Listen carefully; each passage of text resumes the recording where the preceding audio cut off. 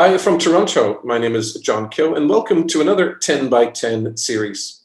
This series is a focus on Vietnam, where I'll speak with 10 experts for 10 minutes about different aspects of living, working, and doing business in Vietnam. And today I'm delighted to have with me Minh Nguyen from TMA Solutions. Hello, Minh. Hi, John. Thanks for having me on. Now, Minh, I'm delighted to have you. The 10 minutes goes very, very quickly. So in the first minute, can you tell us a little bit about you and also a little bit more about TMA Solutions? Sure. So as you mentioned, I'm the Director of Business Development at TMA Solutions for North America and Europe. And, I've been with the company for over 5 years now, I think. Previously, I was a management consultant at Deloitte.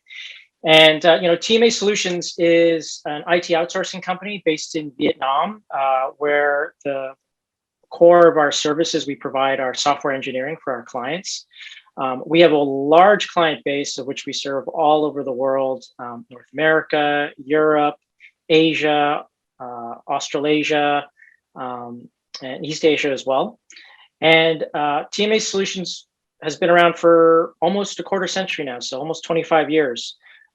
Based in Ho Chi Minh City, we now have over 2,500 engineers working for us, and the engineering services we provide range from mobile web development to AI, machine learning, cloud development, data and analytics. Across a wide range of industries and applications.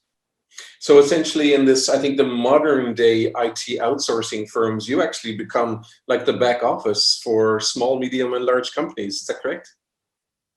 I think one way I would kind of characterize it is that we really try to work in a model where we are just another remote team, as part of your engineering group. With the pandemic, I think a lot of the apprehensions that some companies may have had around outsourcing or offshoring really are kind of not as relevant anymore, because we've been working remotely over the last year, 15 months anyways. So we have a lot of experience in doing that. Like I said before, we've been around for almost 25 years, and we serve customers from small, really digitally focused startup companies, all the way to very large multinational enterprises. And in those working models, we can partner and adapt it to best fit their needs. Wonderful. And at what phases do you get involved typically with your client? Is it at the ideation phase and then right through to maintenance? That's a great question. Yeah. So we offer our services throughout the entire, value chain of software engineering. So, like you mentioned, right at the beginning, in ideation, product development, where you could, developing requirements and doing business analysis, through kind of the actual development, coding, implementation, testing, right through to, actually implementing, sustaining, and maintenance for those products as well. Gotcha. Now, you've been doing this for 25 years. The company has been doing it for 25 years. So you've obviously been able to crack this thing called building trust with your customers. What are the top factors that enable your success in building trust certainly with new customers?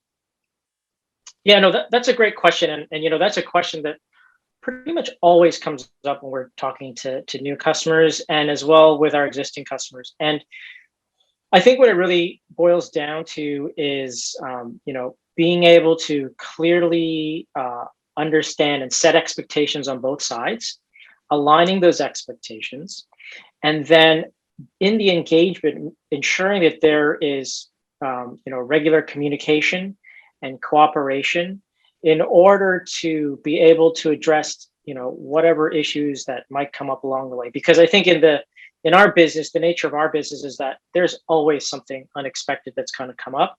And really, you really plan the best you can in order to mitigate the amount of time you have to deal with all the other unexpected things that might arise.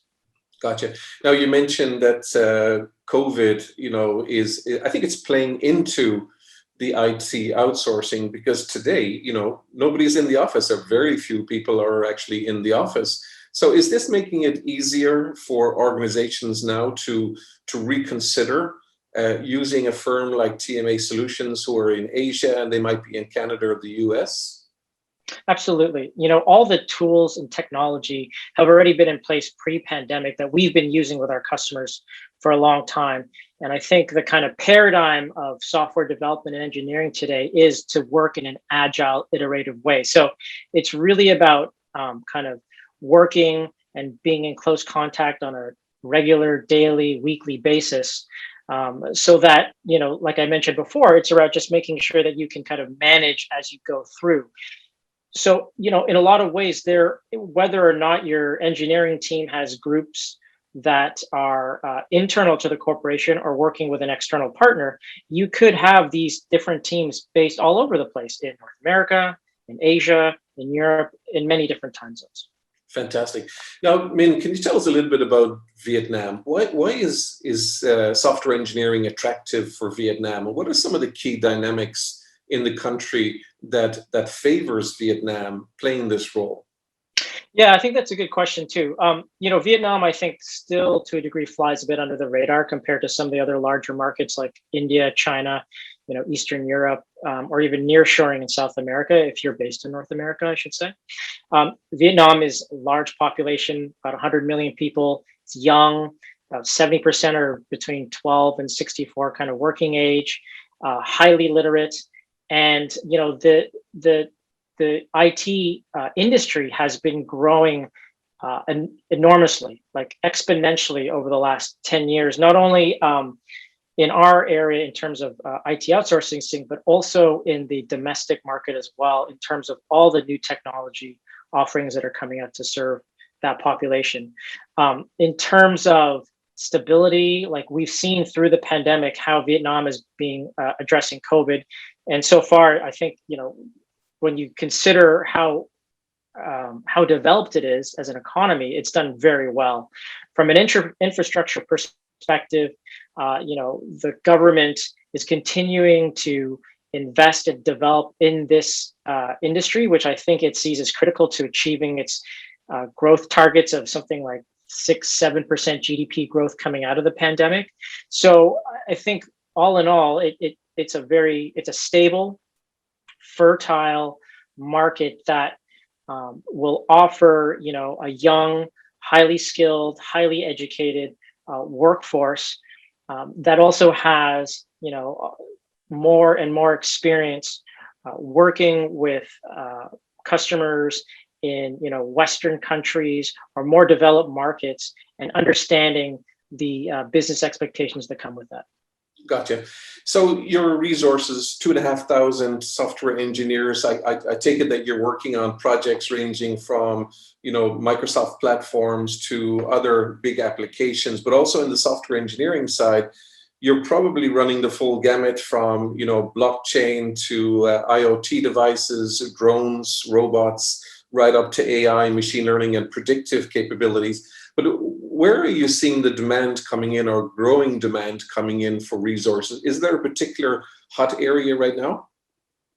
Yeah, that's a good question. So for us, and in my experience, recently, we're seeing a lot of demand for cloud services, as a lot of larger enterprises are shifting to the cloud.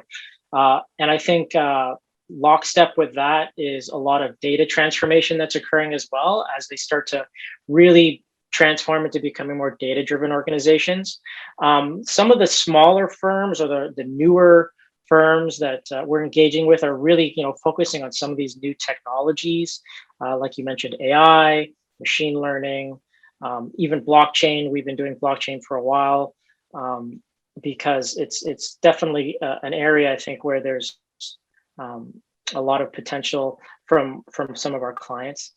And but of course, there's always lots of work to be done, just in terms of your web and mobile application development, platform development, not only for our customers for their internal corporate platforms and products, but also for their own customer-facing products as well. Wonderful.